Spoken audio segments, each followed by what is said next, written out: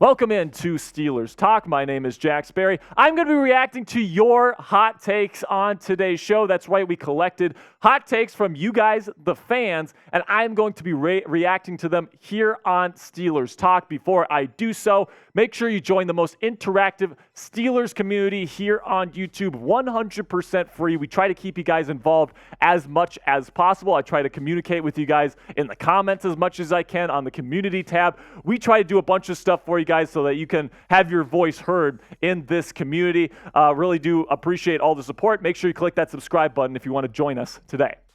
We also have a new promotion here on the channel where if we get to 29,000 subscribers, we're going to be raffling off a Joey Porter Jr. jersey on the first week watch party when the Steelers play the 49ers at Acrisure Stadium there in week 1. Right now, we're just over 2,200 subscribers away with just about 55 days left. So let me know right now. If you want that, go ahead, click that subscribe button because I really do appreciate all the support. Now let's get into the first question of today's show. We got this graphic up there.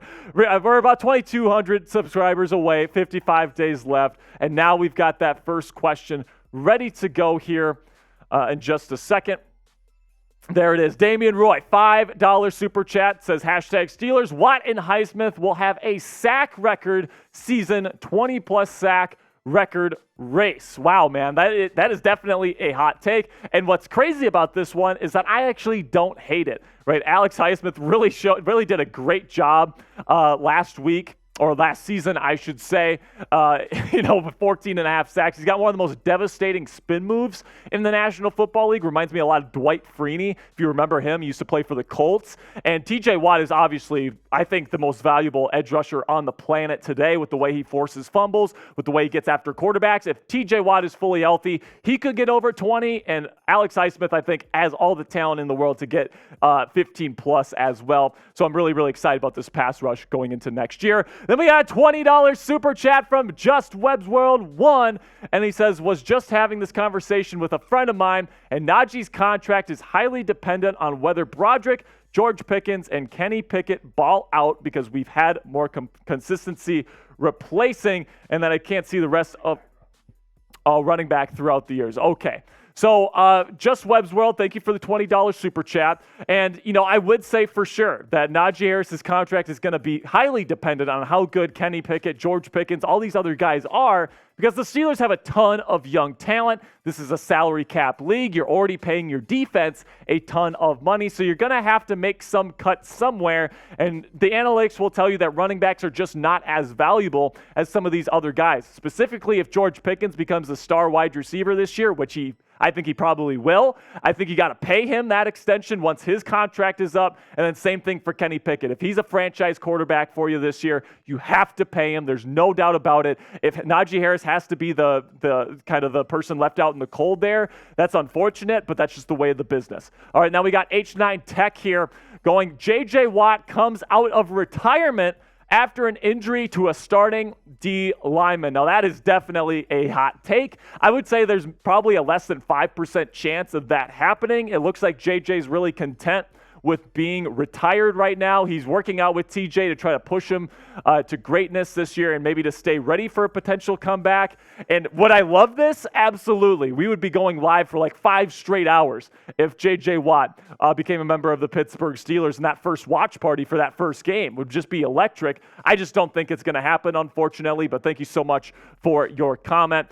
So now voice your opinion on J.J. Watt here in the comments section. What is the percent chance that J.J. Watt plays for the Pittsburgh Steelers in 2023? Scale it on a scale of 0% to 100%. This is going to be the pinned comment on today's show. So YouTube's going to throw you an ad break here in just a couple of seconds. Take advantage of that time by giving me a number between 0 and 100. So my answer to this is going to be 2%. I don't think that this is going to happen whatsoever. I've seen crazier stuff happen, that's for damn sure, than a brother going to play with his brother, especially if the Steelers are good. I'll give it a 2% shot, but even then it might be pushing it a little bit. It seems like JJ is definitely happy with being retired. Then we got a question we got one from Josh Bittinger here. It says, Jaylen Warren becomes running back 1 Oh, man, that would definitely be spicy. That would definitely be spicy because if that happens, there's no way Najee Harris is getting that fifth-year option picked up next offseason. He might be a trade candidate next offseason as well. I love me some Jaylen Warren, man. He is absolutely awesome as a running back, too. And would it completely shock me if he became the number one guy? It wouldn't. I'm not exactly going to say I'm predicting that, though, going into the 2023 season. Then we got one from Chase Jackson here who says Cory Trice earns CB2 by the end of the season. Wouldn't surprise me at all. Now, this is going to get hairy because is he going over Joey Porter Jr. or is he going over Patrick Peterson? Okay, because Pat Pete and Joey Porter, those guys are probably going to be in the mix there from the start.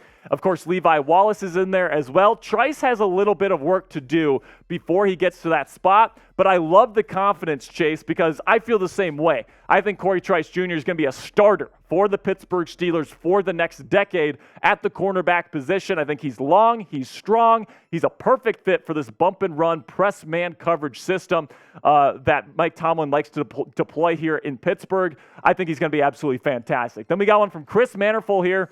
Says we'll go 13-4 and win the division. That's actually, I'm not sure if, that's a pretty hot take, right? I think because of the current over-under on the win total, I think I checked today, it's like 6.5 for the Pittsburgh Steelers, which is just absolutely asinine in my opinion. But yeah, 13 wins in the AFC would definitely be tough to get, but I don't think it's impossible, right? If Matt Canada and Kenny Pickett are both balling out this year, Matt Canada coaching, you guys know what I mean. But, if they're both doing well, I think that this team's going to be a Super Bowl contender. I think you got a great head coach, an elite defense, and if you can just put the offense together for one season here, I think this team is going to be absolutely special in 2023. Then we got a question from Dan the Pitt fan who says, Najee Harris leads the NFL in rushing this season. So we got one on one side of the spectrum saying he's going to get benched by Jaylen Warren. Then there's another guy that's like, nah, he's going to lead the NFL in rushing this year. And honestly, this wouldn't shock me either. Like Najee, he's just had an up and down career to this point. He's shown some great flashes. He's had his moments of struggle. And the big question is he going to break out this year? This has to be the year for Najee Harris. It looks like Matt Canada is going to give him every opportunity to prove that he is the engine of this offense. Only time will tell if he ends up being that for the black and gold here this season. So let me know what you guys think about the Steelers RB1 down there in the comments section. Will Najee break out in 2023? Give me a Y or give me an N down there in the comments section. Really do appreciate all the support, guys. Our next one coming up here from Nothing, saying Kenny has 4,500 passing yards and 40-plus touchdowns. Wow, that's going to put him into the MVP conversation there. And, as much as I think Kenny could do it if he really does master the nuances of the game, the pocket presence, the footwork, the mental processing, anticipating open space against zone coverage. Those are all areas, those nuances that he struggled with his rookie season. Now, he was a rookie, all right? So he could definitely improve in those things heading into year two, but he's going to have to do that because he's not the most gifted athlete in the world. He's a decent athlete, but he's not the best athlete in the world. He doesn't have the strongest arm in the world. So he's going to have to be kind of like a Drew Brees type of guy where he's perfect from the pocket, where he's amazing at mental processing, and he's super accurate. I think that right now the biggest strength in his game is actually playing outside of structure, outside of the pocket.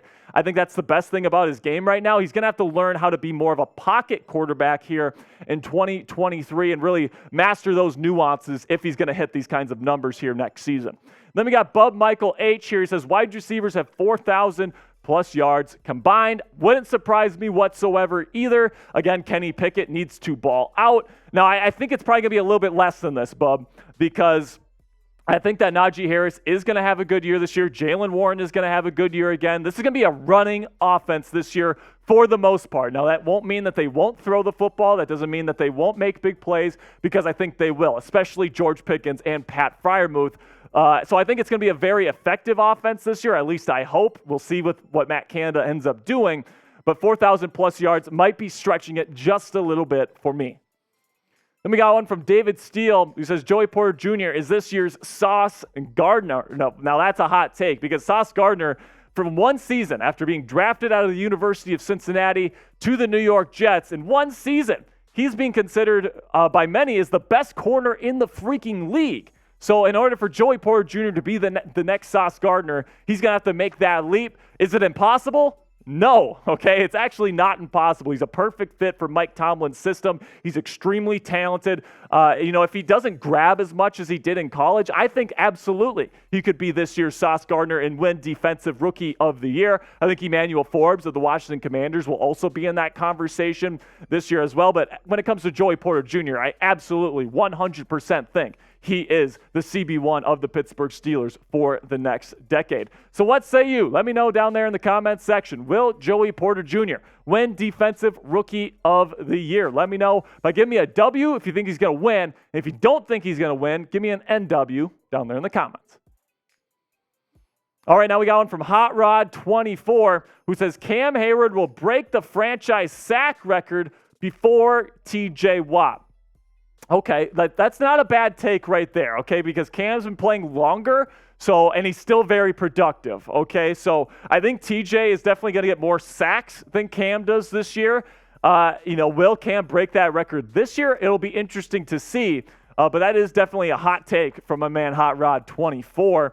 Then we got another one here from Josh Bittinger, who says George Pickens leads NFL in yards and touchdowns. Good Lord, man. If he ends up doing that and he becomes a top 5 wide receiver in the league, because if he does that, that's what he's going to be, I would be so happy. You have no idea how happy I would be if George Pickens was a top 5 wide receiver in this league, and it's not impossible because the kid's got limited talent. He is so freaking good at football. The big question is, can Matt Canada scheme things open for him? And then can Kenny Pickett hit him on a consistent basis to get these kinds of numbers? I'm really hoping that's the case, but I guess we'll end up having to see there. Then we got Damian Roy again here saying Pickett will be the surprise player in the NFL. Stamp it. I love the confidence, my man. I could see it go either way at this point. Last year he definitely struggled in a couple of very key areas that he needs to get better at, and I absolutely think that he can get better in those areas, by the way, but I just need to see it before I 100% believe it. I am optimistic about Kenny Pickett's future 100%. I love his leadership. I love his work ethic. I like the stuff out of the pocket. I love his ability to perform in the clutch. But, he's definitely going to have to show that he can really be a reliable, steady, efficient quarterback in the league this year, and he hasn't done that to this point in his career. All right, that's going to be it for today's Hot Take Mailbag. Thank you to everybody that submitted questions. This was a really fun episode to do here of Steelers Talk. Make sure you click that subscribe button to help us get the 29K here before week 1. If we do so, we're going to be raffling off a Joey Porter Jr. Steelers jersey. That's going to be it for me today, guys. Really do appreciate all the support. And until next time, here we go, Steelers.